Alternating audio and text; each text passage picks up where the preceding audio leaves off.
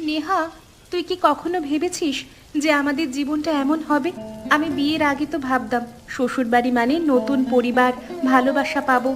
কিন্তু এখানে তো আমি চাকরানির চেয়েও খারাপ। সারা দিন আমাকে শুধু গালি দেয়। দিদি, আমি তো মাত্র 1 বছর হলো এসেছি এই বাড়িতে, কিন্তু মনে হচ্ছে যেন এক যুগ কেটে গেছে। সকালে উঠে কাজ, দুপুরে কাজ, রাতে কাজ, আর মাঝখানে মায়ের চিৎকার। গতকাল আমাকে বলেছেন আমি নাকি বেশি বেশি খাই। বেশি খাই মানে? তুই তো নতুন, আমি 3 বছর ধরে এই অবস্থায় আছি। আমার স্বামীকে বললাম, সে বলল মায়ের কথা শোনো। এখন তুই বল, এটা কি কোনো জীবন? দিদি, আমি একটা কথা বলি, আমার লোকটাও কিছু বলে না। এভাবে কতদিন সহ্য করব বলো তো? আমরা তিনজনই একা একা ভুগছি। পূজাদি কোথায়? পূজাদি রান্নাঘর গোছাচ্ছে এখনো। দিদি সবচেয়ে বেশি সহ্য করে এই বাড়িতে, তবু দিদি কখনো ভেঙে পড়েনি। দিদি, আমি একটা কথা বলবো? গতকাল রাতে আমি খুব কেঁদেছিলাম। আমার মনে হচ্ছিল বাড়ি ছেড়ে চলে যাই।